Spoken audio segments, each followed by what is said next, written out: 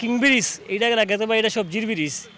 এই দেখো সবজি বাজার হয়ে গেছে ভাই, মাছের বাজার হয়ে গেছে। সাধারণ মানুষ চলাচল করতে খুব কষ্টর, ফ্যামিলি লইয়া আটা যান না।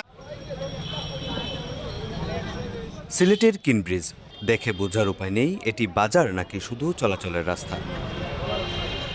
চলতি বছরের মার্চে সিলেট শহরের বিভিন্ন এলাকা থেকে হকারদের সরিয়ে নগরীর লালদিঘির পাড় হকার মার্কেটে পুনর্বাসন করে সিলেট সিটি কর্পোরেশন। 5 আগস্টের পর পর্যায়ক্রমে হকাররা কিন ব্রিজের রাস্তা ও ফুটপাতে বসতে শুরু করে। এক পর্যায়ে তারা পুরো ব্রিজ দখল করে। এতে পথচারীদের চলাচল ব্যাহত হচ্ছে, এমনকি স্থানীয় প্রশাসন অভিযান চালালেও তারা জায়গা ছাড়ছে না। এতে ক্ষুব্ধ নগরবাসী। এই যে এইটা কিং ব্রিজ, এইটা আগে তো ভাই এটা সবজির ব্রিজ।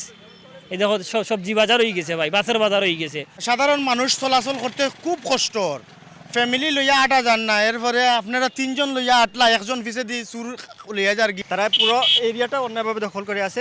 আর আমার কাছে মনে হয় যে এইখানে এই যে তাদের দখল করে ব্যবসার যে ব্যবস্থা, এইটার পিছনে কিছু একটা মহল জড়িত আছে।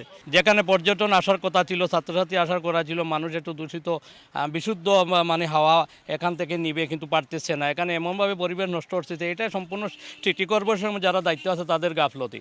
হকারদের দাবি তাদের নামমাত্র পুনর্বাসন করা হয়েছিল, এমনকি মার্কেটেও মেলেনি চাহিদা মাফিক জায়গা। আমরা আগে ছিলাম আপনার লালদিঘির পার হকার্স মার্কেটে, এখানে আরিফ সাহেব মেয়রে পুনর্বাসন দিয়েছিল, এই জন্য আমরা এখানে ছিলাম। এখন এটা সংস্করণ হয় নাই, এই কারণে আমরা রাস্তার মধ্যে ফুটপাতে বসি। আমরা তো ভাই ফেটে দেয়া করি ভাই, তেলে করি আমরা তো চলতে হইব, এই জন্য আইছি আর কি, সংসার চালাইতে হইব।